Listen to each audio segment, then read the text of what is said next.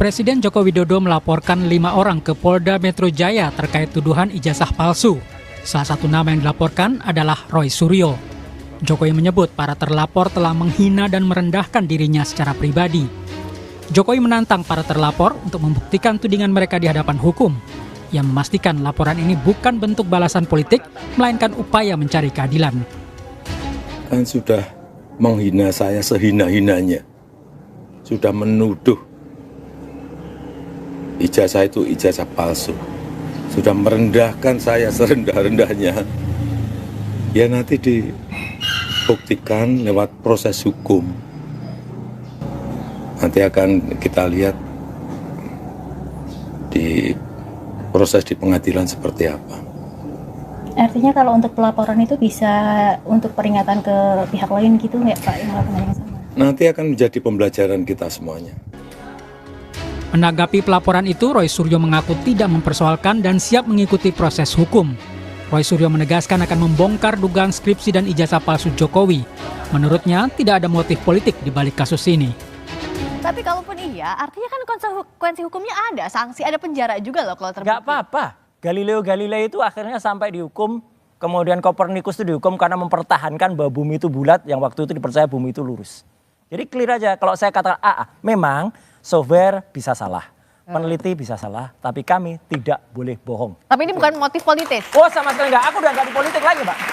15 tahun udah cukup, 5 tahun saya udah nggak di politik. Ini bukan residu politik juga kan? Oh nggak ada apa-apanya. Lihat foto-foto saya juga dulu sama Pak Jokowi juga banyak. Jokowi sudah menyerahkan sejumlah barang bukti dalam laporan terkait tudingan ijazah palsu ke Polda Metro Jaya. Total ada 24 objek media sosial yang diserahkan kepada penyidik. Tim Liputan Kompas TV. Presiden ke-7 RI Joko Widodo sudah melaporkan 5 orang ke Polda Metro Jaya atas tuduhan ijazah palsu.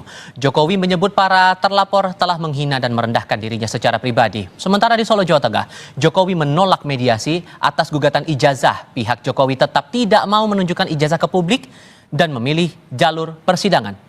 Bagaimana kelanjutan dari kasus ini? Kami akan diskusikan bersama Wakil Ketua Umum Projo Freddy Alex Damanik dan salah satu penggugat ijazah palsu Jokowi, Roy Suryo. Selamat sore semuanya, apa kabar?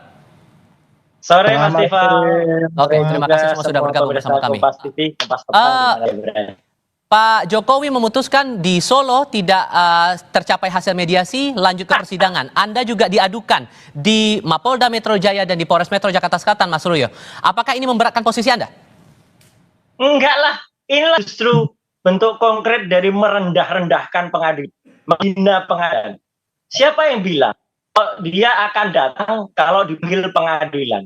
Nyatanya, ini fakta. Tadi siang tuh ada mediasi yang seharusnya dia datang. Dia nggak datang, malah nyanyi di rumahnya. Padahal ada orang, kecuali orangnya di luar negeri loh ya. Para pelapor yang pakai alasan nggak jadi lapor karena ditunda karena lagi di luar negeri. Baru saya kata, oke, ini Jokowinya ada di Solo, ada di rumah, malah menemui penyanyi dibanding datang ke persidangan. Kalau ke persidangan bawa ijazahnya, insya Allah ya Pak Dr. Taufik dan para penggugat di Solo itu clear, itu udah selesai. Lah malah enggak. Apa? Semua orang Indonesia pasti mencatat kata-katanya. Saya akan bawa kalau di tahap pengadilan. Tadi Solo itu yang minta siapa? Pengadilan kan? Jadi nggak datang, udahlah jelas gitu. Jadi masih dari sini udah kelihatan inkonsistensinya. Bang Freddy merespon pernyataan Mas Roy ini? Ya, jadi mungkin Mas Roy dan juga publik perlu tahu ya bahwa kalau sistem peradilan perdata itu sistemnya bisa langsung ya, tergugat itu bisa langsung, tapi bisa juga diwakilkan oleh kuasa. Ini berlaku dalam semua proses, mulai dari mediasi ya sampai dengan nanti di putusan. Jadi kalau pengacaranya Pak Jokowi sudah hadir di persidangan, ya berarti itu sudah mewakili Pak Jokowi. Tidak ada alasan, tidak ada peraturan perundangan apapun ya kalau sudah pengacaranya hadir, prinsipal harus hadir. Bukan berarti tidak boleh, boleh banyak juga pengacara Iya, bersama prinsipalnya hadir persidangan banyak, tapi kalau itu hadir. itu pilihan saja, bukan berarti Pak Jokowi di situ melanggar proses persidangan. Dan Demikian. mediasi menurut Anda tidak akan menyelesaikan persoalan ini, Bang Freddy?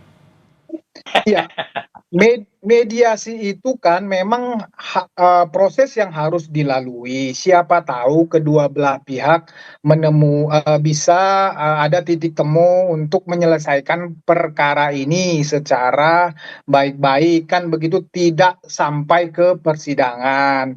Nah, berarti tidak ada titik temu, artinya tidak ada titik temu. Pihak penggugat meminta apa, pihak tergugat itu tidak bisa menyanggupi atau tidak mau menyanggupi permintaan penggugat. Sesimpel itu sih, sesimpel itu proses peradilan perdata itu. Oke, Mas Roy, ada mau ditanggapi?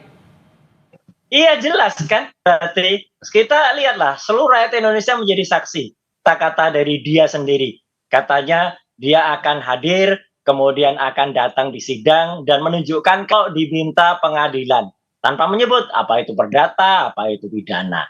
Ya, dan peraturan MA 2016 clear banget, itu memang mengatur yang namanya mediasi. Tadi ada mediatornya, profesor dari Universitas Negeri 11 Maret. Sudah ada semua, sudah diciptakan, negara sudah menciptakan itu. Kalau dia datang menunjukkan itu, kan publik bisa mulai, ini elegan. Oke, Mas Freddy tadi mengatakan pilihan, ya ini pilihan yang nggak elegan, pilihan yang kurang bagus lah gitu. Saya juga, waduh, kok kayak gini yang dipilih gitu. Ini sarannya kurang bagus. Kalau dia datang menunjukkan bagus, nanti misalnya ketika di Jakarta juga misalnya kemarin tanya lapor ya Mas Tifal, lapor itu kan ya kita lucu aja lah gitu, kita lihat aja nanti ya. Orang lapor mengadu ijazah kan harusnya juga ijazahnya itu diperiksa, disimpan dulu atau disita oleh kepolisian, kan nyatanya juga tidak gitu. So, jadi pembuktian apa yang bakal Anda tunjukkan gitu nanti? Ini Anda sudah diadukan di Mapolda langsung oleh Pak Jokowi, di Mapolres Metro Jakarta Selatan juga Anda diadukan oleh Peradi Bersatu. Bukti apa yang mau Anda tunjukkan nanti kalau dipanggil untuk diperiksa, Mas Roy? Loh, Kak, saya sesuai konsisten ya. Jadi artinya ketika itu datang, saya akan tunjukkan bukti-bukti pemeriksaan primary evidence ketika saya memeriksa skripsi waktu itu, dan ketika saya memeriksa apa yang ditunjukkan oleh kader salah satu partai SI itu, dan yang ditunjukkan oleh dekan Fakultas Kehutanan Dr. Sigit Sunarta yang mengisi itu berupa fotokopi. Kalau fotokopinya dan yang diposting itu sinkron, ya berarti itu bisa dianalisis. Kalau nanti misalnya ternyata yang ditentukan lain, nah ini malah jadi soal ini, jadi berita. Jadi selama ini yang dipakai untuk disebut ijazah itu apa? Tapi sekali lagi, skripsinya itu abalah, skripsinya tidak patut dan tidak layak. Skripsinya kita berani main 99,9% itu adalah palsu. Kalau skripsinya palsu, ibaratnya Mas Tif, ini kayak telur. Kalau telurnya busuk ya nggak akan netes jadi ayam. Nggak mungkin telur busuk menetes jadi ayam. Itu kalau skripsinya busuk, ya mungkin ijazahnya jadi. Bang Freddy, Mas Roy masih tetap pada pendiriannya. Menurut Anda itu cukup tidak? Atau masih harus ada hal yang dibuktikan lagi menurut Anda? Ya, silahkan aja nanti disampaikan penyidikan. Tapi begini, proses penyidikan itu, misalnya perkara ijazah palsu ini, jadi begini, nanti kemarin kan waktu Pak Jokowi melapor, karena sehubungan dengan ijazah palsu, jadi Pak Jokowi bawa ijazahnya, ada yang bilang ijazah gua palsu nih, ijazah saya palsu nih, itu bohong, itu fitnah, aku punya ijazah asli nih, aku mau melapor nih ijazah asliku, ditunjukin lah, kemudian dilihat penyidik, ya dilihat diperiksa-periksa, oke ada dasar Pak Jokowi untuk melaporkan itu, makanya laporan diterima, kemudian berproses, kemudian nanti dipanggillah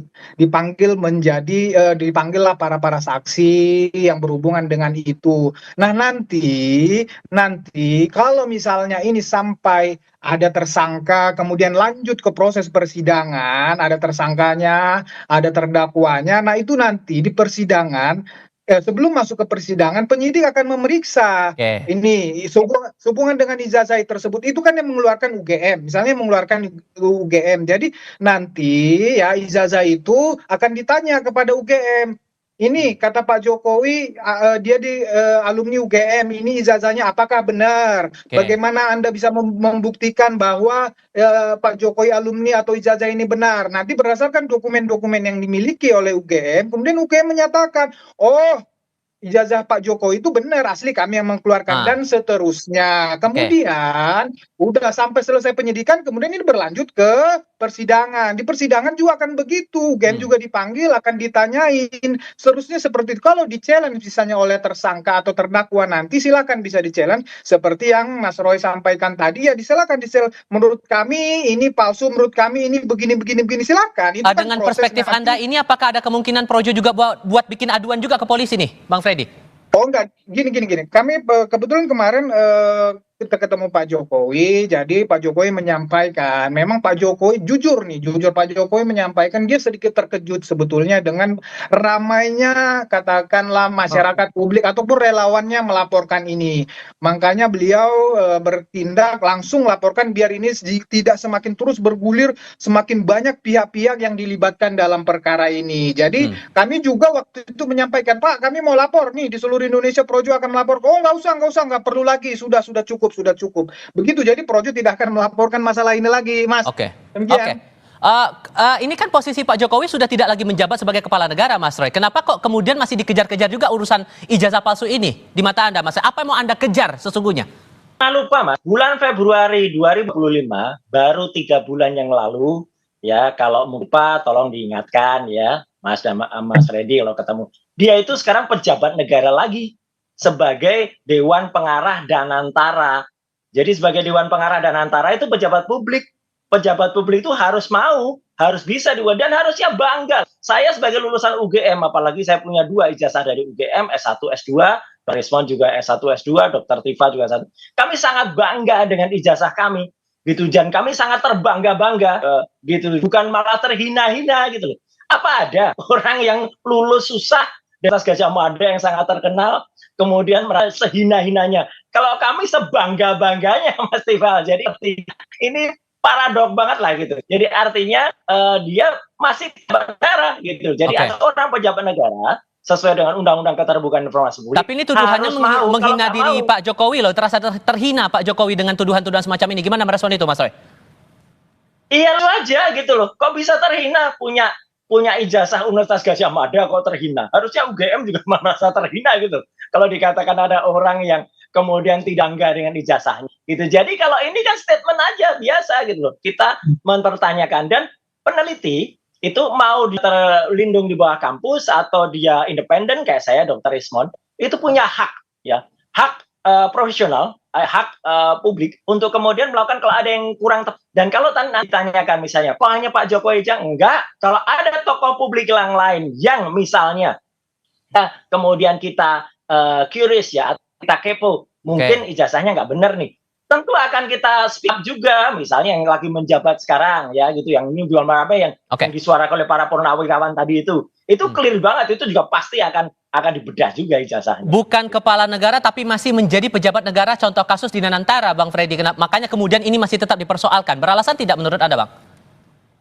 Itu kan alasan yang dicari-cari aja. Kemudian itu kan belakangan. Itu kan belakangan.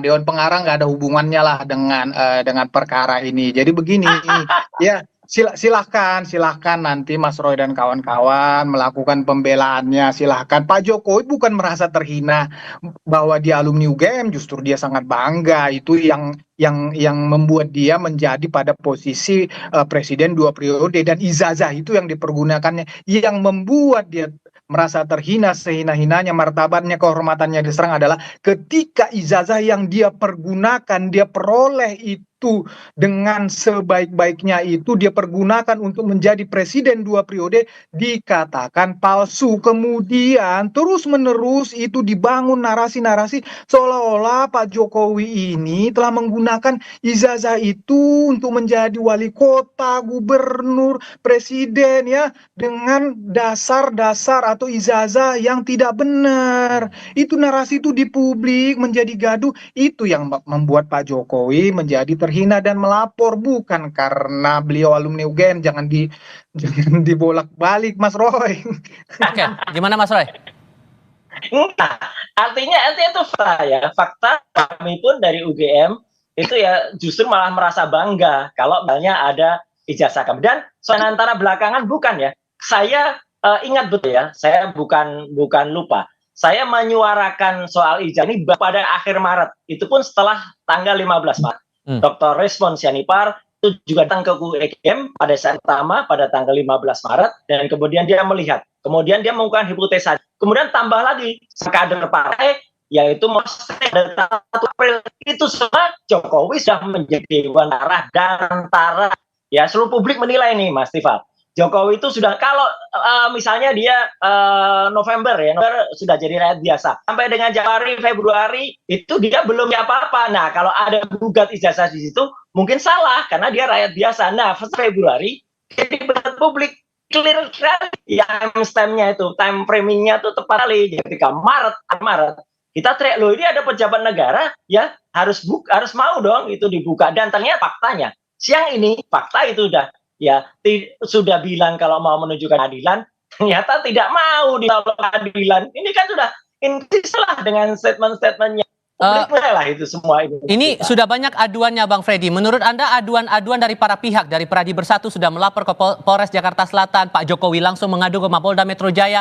Apakah ini akan berujung pada hukuman atau gimana Anda membaca prospeknya ke depan? Jadi begini saya tanggapi sedikit tentang pejabat negara tadi walaupun gak ada hubungannya udah saya sampaikan dan antara dengan ini. Cuman karena Mas Roy berargumen gitu tadi ini mungkin lagi rame terakhir-terakhir ini bahwa BUMN itu ya dan antara itu tidak termasuk lagi pejabat negara bahwa Dewan lain itu undang-undang KPK lain. Ya silakan Anda mengatakan lain tapi saya menjelaskan seperti itu. Nah kemudian masalah itu tadi ya sudah pasti ini ya kalau saya juga orang hukum saya melihat ini akan berujung di pengadilan. Saya melihat ini akan ada tanpa mendahului, tapi karena ini kan kasus yang sederhana seperti yang saya sampaikan tadi. Ini ada tuduhan ijazah palsu yang rame terus di media, rame di publik, nah, kemudian dilaporkan. Ini kan kasus sederhana tinggal dibuktikan dan ini saya percaya akan bergulir terus di pengadilan dan akan ada vonis untuk ini yang dinyatakan. Dan bukti dari para pelapor ini cukup kuat menurut Anda Bang Freddy? Pak Jokowi jelas ya. Pak Jokowi jelas sudah membawa ijazahnya yang SD sampai fakultas itu kan udah sampai universitas sudah. Ini kan bukti yang sudah sangat kuat, bukti otentik kan begitu. Nah masalah para pelapor yang lainnya kan juga kalau nggak salah saya penghasutan tinggal dibuktikan saja apakah perbuatan-perbuatan para terlapor ini benar-benar bisa menghasut publik. Tinggal dibuktikan ya. Sudah kita tangkap poinnya di situ. Bang Freddy, Mas Roy, terima kasih sudah berdiskusi bersama kami semua. Baik, selamat sore. Terima kasih Mas Roy. Terima kasih Mas Freddy, terima kasih Mas Ivan. Kami akan kembali dengan informasi lainnya. Tetap di Kompas Petang.